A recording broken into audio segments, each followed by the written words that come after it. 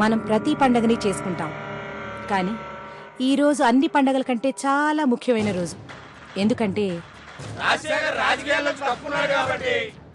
ఇది మనం ఎదురు చూడని పెద్ద శుభవార్త. ద్రోణుడు అస్త్ర సన్యాసం చేస్తే తప్ప ఆయన్ని ఎవ్వరూ ఓడించలేరు. అలాగే రాజశేఖర్ తనంతట తానుగా రాజకీయాల నుంచి తప్పుకుంటే తప్ప అతని మీద పోటీ చేసి ఎవ్వరూ గెలవలేరు. అందుకే రాజశేఖర్ తప్పుకోవడం మన పార్టీ గెలుపుకి సంకేతం. మనం ఎన్ని ప్రయత్నాలు చేసినా, ఎంత పలుకుబడి డబ్బు ఉపయోగించినా ఇన్నాళ్లు రాజశేఖర్ విజయాన్ని అడ్డుకోలేకపోయాం. 3 సార్లు రాజశేఖర్ మీద పోటీ చేసి అతి దారుణంగా ఓడిపోయాం. వాడు ఇన్నిసార్లు గెలిచి ఉండేవాడు కాదు మేడం. మొదటి ఎలక్షన్లోనే వాడిని చంపేస్తారంటే మీరు వద్దన్నారు. అవును మేడం, వాడిని అప్పుడు వేసేసి ఉంటే మనం ఇప్పుడు అధికారంలోకి వచ్చి ఉండేవాళ్ళం. అధికారంలోకి రావడం కాదు, మనం అలా చేసుంటే మన పార్టీ నామరూపాలు లేకుండా పోయుండేది. చంపడం చాలా తేలిక, పార్టీని బతికించుకోవడం చాలా కష్టం. రాజశేఖర్కి ఏమైనా అయ్యుంటే రాజశేఖర్కి అన్యాయం జరిగిందన్న సింపతితో అతని కుటుంబంలో ఎవరో ఒకరిని జనం గెలిపించుండేవారు. Correct madam. ఇప్పుడు తనంతటి తానే తప్పుకున్నాడు కాబట్టి మనకింక ఎదురులేదు. అయ్యగారు కోపంగా ఉన్నట్టున్నారు. మళ్ళీ పిలిస్తే కోపడతారేమో అమ్మా. ఆయన నన్ను కోపడకుండా మీరే చూడాలి. నన్ను తన మనసులో దూరి చెప్పమనే బదులు నువ్వే చెప్పొచ్చు కదా. మిమ్మల్ని ఒక విషయం అడగచ్చా? ఏంటి? మీరు రాజకీయాల నుంచి ఎందుకు తప్పుకోవాలనుకుంటున్నారు?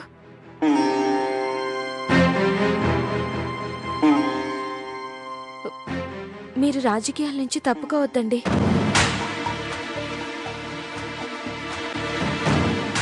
ఇవన్నీ నీకు అవసరమా?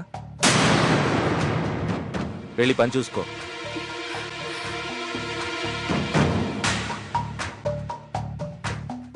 మీరు రాజకీయాల నుంచి తప్పుకోవద్దని ప్రజలు అనుకుంటున్నారండి.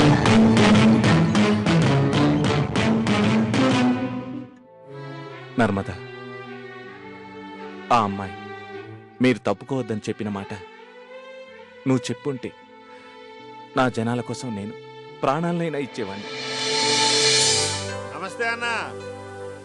రే ఎంజీ, నీకు 20 years రా. అదేంటన్నా, ఎవరన్నా నిండు 100 అంటారు, నువ్వు బొత్తుగా 20 అన్నావు. నీ ఏజ్ ఎంతరా? ఒక 50 వేసుకో. నీకున్న 50, నేనిచ్చిన 20 కలిపి 70. అవునా? 70 ఏళ్ళు దాటాక నువ్వు దీనికి దీనికి బెడ్ మీదే పోతా ఉంటే నీ ఇంట్లో వాళ్లే ఈడెప్పుడు పోతాడా అని దేవుడికి దండం పెట్టుకునేలా 100 ఏళ్ళు బతకూడదురా. అందుకే 20 అన్నా. చాలా బాగా చెప్పావు అన్నా. నాకు 30,000 కావాలరా. 30,000? అవునరా, చాలా అర్జెంటు.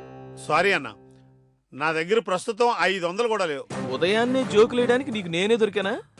లక్షల్లో ఫైనాన్స్ చేసేవాడి దగ్గర 500 కూడా లేవంటే నమ్మడానికి ఎర్రి దద్దమ్మలా కనిపిస్తున్నాను రా. ఆఫ్టర్ ఆల్ పదవి పోయిన ఎమ్మెల్యే తమ్ముడివి, నీ గొప్ప ఎవడిస్తాడు? రేయ్, నా కాళ్ళ దగ్గర కూర్చొని చేతులు కట్టుకుని కబుర్లు చెప్పేవాడివి స్టేట్మెంట్లు ఇస్తున్నావేట్రా? ఆగన్నా, ఫీల్డ్ నుంచి తప్పుకున్న సినిమా యాక్టర్ని గాని టీవీ యాక్టర్ని గాని ప్రజలు గుర్తు పెట్టుకుంటారు కానీ పదవి నుంచి తప్పుకున్న రాజకీయ నాయకుడిని గుర్తు పెట్టుకోరు. ఆ మాత్రం కూడా నీకు తెలియకపోతే ఎలా అన్నా? ఇంతవరకు నీకెవరైనా మర్యాద ఇస్తున్నారు అంటే అది మీ అన్నయ్యని చూసి, మీ అన్నయ్యకున్న పదవిని చూసి మాత్రమే. అందరూ చాలా నిరుత్సాహంగా ఉన్నారన్నా. ఆ ఇందుమతి పార్టీలో ఉన్న వాళ్లలో చాలా మందికి మంచి చరిత్ర లేదు. సగానికి పైగా రౌడీలు గుండాలే ఉన్నారు. వాళ్ళు గనక అధికారంలోకి వస్తే రాజకీయాన్ని భ్రష్టు పట్టించేసి ప్రజల్ని దోచుకుతుంటారని భయంగా ఉందన్నా. మీరు త్వరగా మీ నిర్ణయాన్ని మార్చుకోకపోతే చాలా అక్రమాలు, అన్యాయాలు జరుగుతాయి. ఆలోచించండి అన్నా. నిన్ను నమ్ముకున్న ప్రజలకు అన్యాయం జరిగితే ఆ ఉసురు మనకు తప్పకుండా తగులుతుంది రాజశేఖర్.